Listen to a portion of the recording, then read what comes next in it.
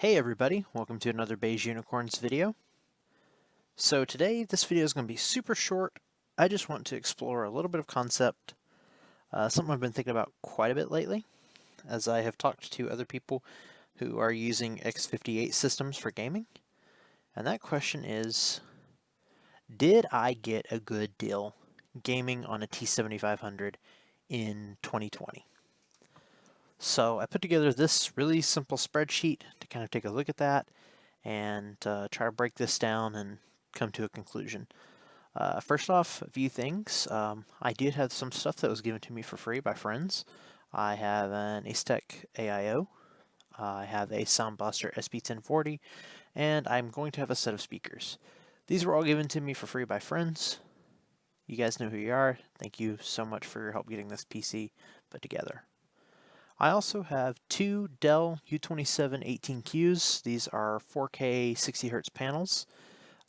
These are on loan from my office. I have been on work from home for almost a year now, and if I ever have to go back to the office or if I ever leave this position, those panels will obviously go away, and my personal monitor is far less impressive. It's like a 15-year-old Dell LCD at like 1600 by 1200. It's not pretty. That would definitely be a major purchase. At the moment, though, I'm quite happy with the work monitors. I'm currently only using one. My sister, who works for the same company, is currently using the other. She was only given 1080p panels. I also have an Alps keyboard. This is like Glide Point MGL. I forget the model number. I paid $5 for that. That's like one of the greatest steals of my lifetime.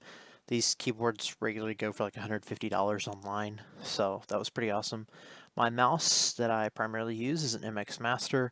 First gen, I bought that new years ago for $75. I think that was a Black Friday sale. I have an IBM 2380 printer, again $5, and a Cavium switch for $5. So let's start off. The core of my machine is a Dell Precision T7500 workstation. And I paid $99 for that. I went with this system way back in April. At that time, when I started building out, the market was pretty crazy at that time. Everybody was kind of starting to figure out that quarantine was going to be a long-term thing, and secondhand PC parts were very hard to come by. First gen Ryzen was being scalped like crazy. And at that time, we also didn't have all this new stuff. We didn't have, 5th gen Ryzen, and we didn't have 3000 series cards and 6000 series cards. Not that anybody has those right now, but we didn't have the promise of those. Those have already significantly driven the cost of the secondhand market, especially in CPUs and GPUs that have seen significant price drops in the last 6 months. The T7500 that I got had the motherboard, the case, and it had an E5504 and 6 gigs of RAM and an 1100 watt 80 plus silver power supply. I knew that a 4-core processor with no turbo and no hyperthreading was not going to get me anywhere gaming, so I upgraded to the X5675 for $25. That was kind of the sweet spot for x58 processors. A lot of the i7s are kind of price gouged, especially like the 980Xs.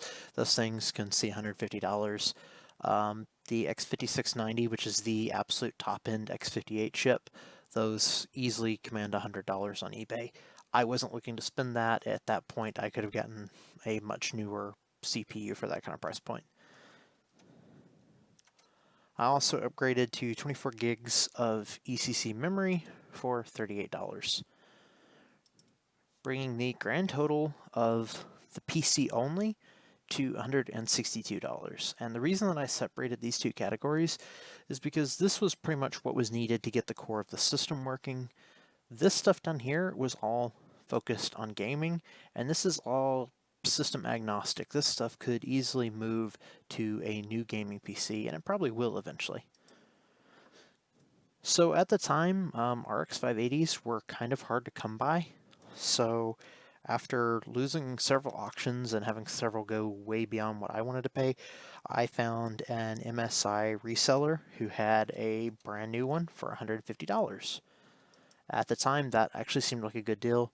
Now I see them all the time for like $100, so maybe not such a great deal, but at the time that seemed like a good deal. I had it in the system for about 3 months when I kind of figured out that the single fan cooling solution on it was not working out for my overclocking situation. I really like to push the card hard to its absolute limit to get the best bang for buck out of it. And so I decided to upgrade to a liquid cooling system using this AIO, and after waiting like another 2 months because they were out of stock everywhere, I managed to get a NCXT Kraken G12 for $20 on their website on sale. My upcoming next major upgrade to the system is switching to an NVMe SSD. I spent $50 on a 500 gigabyte PNY SSD. Because the system does not have an M.2, I spent $15 getting an adapter, bringing the total for this section up to $235, and the grand total for the entire PC at $559. Not included on the spreadsheet, I have a 1 terabyte SATA hard drive in there, as well as I'm currently using a 128 gigabyte SSD as my boot drive. Didn't include the price in those because I've had those for years and they were pulled from another PC, and to be honest with you, I don't remember what I spent on either of them, but it's so far in the past now that that price really just doesn't count for this. $559 though. I'm not sure how I feel about that. I kind of feel like this section makes a lot of sense. All this stuff will transfer to a new one. I mean, this won't, but $15 is not a major loss. What would I have done differently if I was going to go back to April and do this all over again?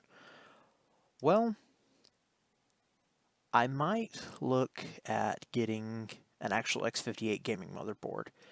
The reason I didn't was because even back then, they were running about $90, and the price has only gone up. The average price for like an MSI or an Asus X58 motherboard, like a decent one, they run about $120 to $150, and that just doesn't make any sense. And keep in mind, I would also have to get a case. I could probably get that for free, but I would need a power supply, something that's, decent enough to run an X58. That's not the most power efficient platform, but I would also need enough power for my RX 580. So figure another $50, and then I would need RAM. I could probably get a similar price. DDR3 is fairly cheap.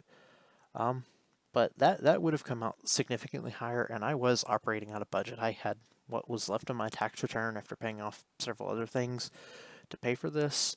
So at the time, it kind of made sense. I spent about $300 at that time to put that all together.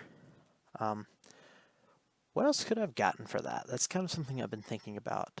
I could have probably gotten an Optiplex with a much newer chip. I probably could have gotten something like a 3770, maybe a 4th Gen i5. I don't think it would have got anything newer than that.